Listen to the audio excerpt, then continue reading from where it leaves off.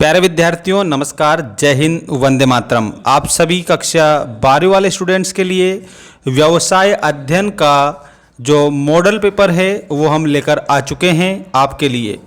ये आपकी अर्धवार्षिक परीक्षा के लिए और वार्षिक परीक्षा दोनों के लिए सबसे बेस्ट साबित होने वाला है। दोस्तों, आप सभी कक्षा 12 वाले स्टूडेंट्स को मेंस एजुकेशन ऐप डाउनलोड करना है और आप लोगों को वहाँ पर व्यवसाय अध्ययन का जो नोट्स है वो आपको मिल जाएंगे, जिसमें आपको 2 फॉर्मेट मिलेंगे, जिसमें आपको वीडियो और वहाँ पर पीडीएफ दोनों आपको उपलब्ध हो जाएंगे। यहाँ पर आपको ये कोड डालना है फ्री 90 टू गेट डिस्काउंट। आपको डिस्काउंट भी उसमें मिल जाएंगे कक्षा 12वीं व्यवसाय अध्ययन। ठीक है, तो आइए स्टार्ट करते हैं पहले क्वेश्चन से। ये सभी प्रश्न आपके लिए बहुत ही मोस्ट इंपॉर्टेंट होंगे। देखो, प्रबंध किससे संबंधित है? प्रबंध का मतलब होता है मैनेजमेंट, जिसमें हम समस्त प्रकार की जो क्रियाविधि है उसका एक विस्तृत रूप से लेखा जोखा रखते हैं। ठीक है, और बिल्कुल मैनेजमेंट उसमें हम रखते हैं। तो जो प्रबंध है ये किससे संबंधित है? तो आपको बताना है भौतिक संसाधनों से संबंधित है और मानव संसाधनों से भी संबंधित है। इसका मतलब हमारा जो करेक्ट उत्तर होगा उपयुक्त दोनों। ठीक है, उपयुक्त दोनों जो है हमारा करेक्ट उत्तर होगा। यहाँ पर आपको एक बात समझनी है सभी स्टूडेंट्स को। संसाधन का मतलब क्या होता है? तो प्यारे बच्चों, जो संसाधन है ना, ये संसाधन क्या करते हैं? मानव की जो आवश्यकता है, ठीक है, मानव की आवश्यकता की पूर्ति करते हैं। तो वे सभी साधन जो मानव की आवश्यकता की पूर्ति करें उसे हम क्या कहते हैं? संसाधन कहते हैं। तो यहाँ पर जो प्रबंध है ना बच्चों, भौतिक संसाधन भी आ जाता है उसमें और मानव संसाधन भी आ जाता है, क्योंकि मनुष्य भी एक संसाधन माना गया है। ठीक है ना, इसलिए दोनों तरह के संसाधन इसमें शामिल किए जाते हैं। इसके अलावा ये आप देखिएगा आपका क्वेश्चन नंबर 2। क्वेश्चन नंबर 2 में आप लोगों को बताया है कि कौन से स्तर का प्रबंध सीधे श्रमिकों से जुड़ा रहता है। देखो, श्रमिक जो है किसी भी फर्म में कार्य करने वाले होते हैं।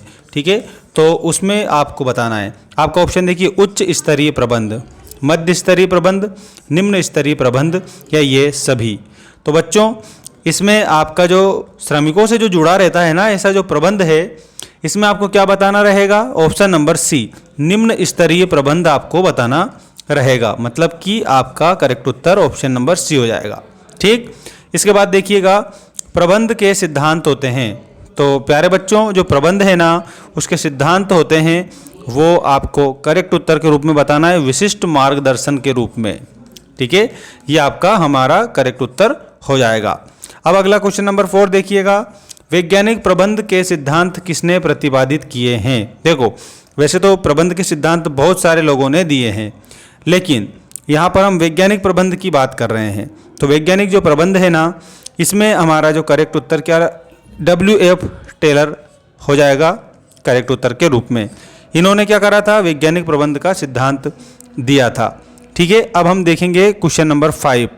देखिए, क्वेश्चन नंबर 5 में हमें बताया है ब्याज दर, मूल्य वृद्धि, लोगों की व्यय योग्य आय आदि कौन से व्यावसायिक पर्यावरण के घटक है। तो दोस्तों, यहाँ पर आप लोगों का जो करेक्ट आंसर है वो हो जाएगा ऑप्शन नंबर डी। ये सब क्या है? ये आर्थिक पर्यावरण में शामिल होते हैं। देखो, आर्थिक पर्यावरण से आशय मैं आपको बता देता हूँ। आर्थिक पर्यावरण से आशय है अर्थ को महत्वपूर्ण मानकर जिसमें अध्ययन किया जाता है उस पर्यावरण को बेटा आर्थिक पर्यावरण कहा जाता है। ठीक है, तो यहाँ पर ब्याज दर, मूल्य में वृद्धि, लोगों की व्यय आय आदि में जो व्यावसायिक जो पर्यावरण है, इनमें सब में जो आता है ये हमारा आर्थिक पर्यावरण हो जाएगा। ठीक है, और ये अर्थव्यवस्था से भी संबंधित होता है और इसके अलावा मनुष्य की जो आवश्यकता है, निजी आवश्यकता है, उससे भी संबंधित होता है। ठीक है, ऐसे याद रखना। अब अगला प्रश्न है आपका, नियोजन कम करता है। देखो, जो नियोजन है ना, ये किसको कम करता है? अनिश्चितता को कम करता है। मतलब कि अगर हम किसी भी प्रकार का नियोजन सुनियोजित रूप से अगर हम करते हैं तो उसमें क्या होता है? हमारे जो फेल होने का जो चांस रहता है वो क्या हो जाता है? कम हो जाता है। कम क्यों हो जाता है? क्योंकि हम जब नियोजन करते हैं तो उसमें क्या होता है? योजना बनाई जाती है। क्या बनाई जाती है? तो आपको याद रखना है, योजना बनाई जाती है। और अगर हम योजना बनाते हैं किसी भी काम को करने के लिए तो उसमें अनिश्चितता जो है वो कम हो जाती है। मतलब उसमें सफल होने की काफ़ी संभावना होती है। इसके बाद देखिएगा बच्चों, यहाँ पर रिक्त स्थान आ चुके हैं आपके। नियोजन प्रबंध का कार्य है, तो मुख्य कार्य है, इसको आप ऐसे फिल करेंगे। जब भी आप खाली स्थान फिल करें तो ये पूरी लाइन लिखनी रहती है और जो भी खाली स्थान होता है ना उसको आपको अंडरलाइन कर देनी रहती है, ठीक है ना। तो ये ही इसका मतलब होता है कि रिक्त स्थानों की पूर्ति का। तो यहाँ पर मुख्य इसमें आएगा। दूसरा देखो, संगठन के नियम लिखित होते हैं। तो प्यारे बच्चों, इसमें आप लोगों को औपचारिक लिखना है। यहाँ पर क्या लिखना है, यहाँ पर आपको लिखना है औपचारिक, ठीक है। औपचारिक संगठन के नियम लिखित होते हैं।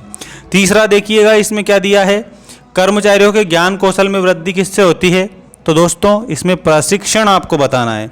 अगर प्रशिक्षण देंगे तब उस जो कर्मचारी है उनके ज्ञान और कौशल में वृद्धि होती है। इसके बाद नेतृत्व के लिए की आवश्यकता होती है। जो देखो, नेतृत्व के लिए मुख्य रूप से अनुयायियों की आवश्यकता होती है। किसकी?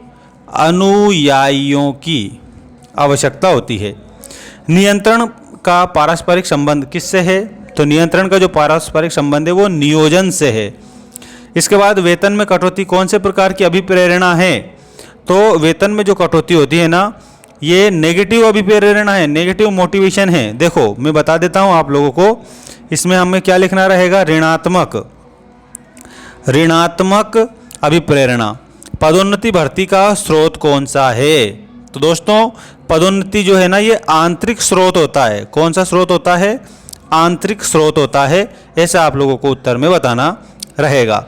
इसके बाद देखिएगा, सही जोड़ी बनाइए। अब आपकी ये सही जोड़ी आपकी स्क्रीन के सामने आ चुकी है। अब जो ये सही जोड़ी है ना, इसमें आपको थोड़ा ढंग से समझना है। पहले समझ पर आधारित जोड़ी है आपकी ये। जैसे कार्य बदली दिया है आपको, ठीक है ना, तो कार्य बदली के आगे आप लोगों को क्या बताना है? इसके आगे आपको प्रशिक्षण विधि बताना रहेगा, ठीक है। तो इसमें आपको यहाँ पर प्रशिक्षण विधि बताना है। इसके बाद दूसरा देखिए, अफवाहें। तो दोस्तों अफवाहें जो है ना, इसमें आप लोगों को ये बताना रहेगा अनौपचारिक संगठन, ठीक। इसके बाद अंगूरी लता तंत्र, ठीक है। अंगूरी लता तंत्र में आप लोगों को क्या बताना रहेगा? अनौपचारिक संप्रेषण। इसके बाद में पूंजी संरचना, तो पूंजी की संरचना है, इसको आप किससे मिलाएंगे? वित्तीय प्रबंध से मिलाएंगे। तो ये चौथे नंबर पर इससे मिला देंगे आप। इसके बाद कार्यशील पूंजी। देखो मनुष्य की आवश्यकता जिस पूंजी से तुरंत होती है वो कार्यशील पूंजी होती है, याद रखना आप सब। तो जो कार्यशील पूंजी है ना, इसके आगे आपको क्या बताना है? चालू संपत्तियां बताना है। क्या बताना है? चालू संपत्तियां कार्यशील पूंजी के रूप में आपको बताना है। ऋण पत्र, तो ऋण पत्र जो है ग्रहित निधि आप लोगों को इसके उत्तर में बताना रहेगा। ऋण पत्र में क्या बताना रहेगा? ग्रहित निधि आपका इसमें करेक्ट उत्तर हो जाएगा। तो ये जो जोड़ी है ना, आप इसका स्क्रीनशॉट ले लो जल्दी से जल्दी और बिल्कुल बढ़िया तरीके से आप इसे कंप्लीट करेंगे। ये स्क्रीनशॉट आप इसका ले सकते हैं।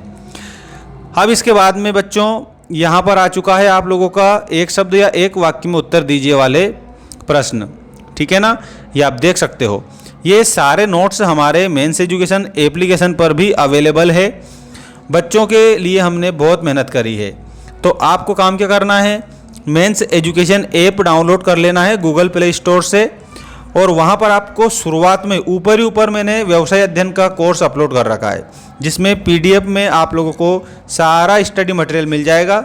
इसके अलावा उसमें हम वीडियो भी अपलोड करते रहते हैं, जैसे कि मॉडल टेस्ट पेपर हो गए, विभिन्न प्रकार के टेस्ट हो गए, बहुत सारी चीज़ें हम उसमें अपलोड करते रहते हैं आपके लिए। तो उसको आप कितने रुपए में खरीद लोगे? मात्र 499 रुपये में आप खरीद लोगे। इसमें आपको व्यवसाय अध्ययन का सारा बिल्कुल कंप्लीट पूरे जितने भी आपके चैप्टर है सबके नोट्स PDF फॉर्मेट में हमारे ऐप पर उपलब्ध मिल जाएंगे। तो बिल्कुल भी देर नहीं करें आप, क्योंकि मुकाबला टक्कर का होने वाला है इस बार। और हमने टारगेट रखा है कि हमारे जो एप्लीकेशन के जो स्टूडेंट जुड़े हुए हैं सबको 90+ हम बनाकर देंगे। इतनी मेहनत उनके लिए हम करेंगे, हमारी तरफ से पूरी मेहनत की जाएगी, बाकी याद तो आपको ही करना रहेगा। देखिएगा, चयन कौन सी प्रक्रिया है? तो बच्चों चयन जो है ना भर्ती की अंतिम प्रक्रिया होती है। ये याद रखना, भर्ती की अंतिम प्रक्रिया। सब प्रश्न के उत्तर रहेंगे आपके सामने, ठीक है। अगला प्रश्न देखो, नियंत्रण प्रक्रिया का पहला चरण क्या है?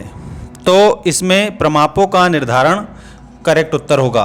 प्रमापों का निर्धारण ये आपका इसमें करेक्ट होगा। स्थायी पूंजी से आशय कौन सी संपत्तियों में निवेश से है? देखो, स्थायी संपत्तियों में निवेश से है, स्थायी संपत्ति से। ठीक है। द्वितीयक बाजार को और क्या कहा जाता है? तो द्वितीयक जो बाजार होता है ना, उसको स्कंध विपणि भी कहा जाता है, ऐसा आप उत्तर में याद रखना। अगला है प्रतिभूति बाजार किसके द्वारा नियंत्रित किया जाता है? तो ये सेबी के द्वारा नियंत्रित किया जाता है प्रतिभूति बाजार। दूसरी वस्तु के उत्पादन के लिए प्रयोग होने वाले उत्पाद क्या कहलाते हैं? तो दोस्तों, इसमें आपको मैं यहाँ लिख देता हूँ, वो जो उत्पाद है वो सहायक कहलाते हैं, सहायक उत्पाद कहलाते हैं, या फिर मध्यवर्ती उत्पाद कहलाते हैं। सहायक या मध्यवर्ती उत्पाद, ये आपका इसमें होगा। 7वां प्रश्न, इसका उत्तर देखो, उपभोक्ता संरक्षण अधिनियम कब लागू किया गया? तो ये 1986 में लागू किया गया था। 1986 करेक्ट उत्तर के रूप में आपको बताना रहेगा। इसके बाद में आप देख सकते हो, आप सारा ये भी आपके ये सारे उत्तर भी इसमें आपको मैंने बता दिए हैं। ठीक है, ऐसे भी आप कंप्लीट कर सकते हैं। इसके बाद में सत्य असत्य आप लिखिएगा। ये रहे आपके सत्य असत्य वाले सभी प्रश्न के उत्तर। देखो प्यारे बच्चों, उपभोक्ता संरक्षण अधिनियम उपभोक्ताओं को 6 अधिकारों का प्रावधान करता है, तो ये सत्य है। लाभांश संबंधित निर्णय वित्तीय प्रबंधन का कार्य नहीं है, तो ये आपका असत्य हो जाएगा। प्राथमिक बाजार में प्रतिभूतियां खरीदी व बेची जाती है, ये भी गलत है। विपणन प्रक्रिया क्रेता एवं विक्रेता के बीच वस्तुओं एवं सेवाओं के विनिमय को सुगम बनाती है, तो ये आपका सही होगा।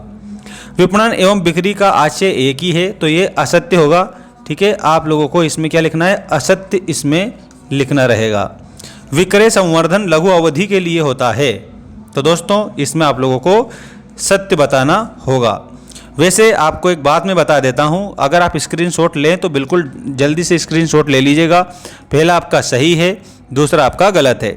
इसके अलावा तीसरा भी आप लोगों का गलत रहेगा इसमें, चौथा आपका इसमें सही है, और इसके बाद 5वां गलत है और 6ठा सही है। ये आप लोगों के सत्य असत्य कंप्लीट हो गए हैं। दोस्तों अब आपको काम क्या करना है? अब आपको पूरा, देखो मैंने ये पूरा बना रखा है आप लोगों के लिए, पूरा नोट्स बना रखा है। तो आपको मेंस एजुकेशन ऐप डाउनलोड करना है। इसी वीडियो की डिस्क्रिप्शन में मैंने लिंक दे रखी है, तो डिस्क्रिप्शन में जो लिंक है उसको क्लिक करके डायरेक्ट भी ऐप डाउनलोड कर सकते हो, या फिर गूगल प्ले स्टोर पर आप मेंस एजुकेशन लिखकर ऐप को डाउनलोड कर लेना और अपना जो कोर्स है वो खरीद लेना। ठीक है, मिलते हैं नेक्स्ट वीडियो में। धन्यवाद। जय हिंद, वंदे मातरम।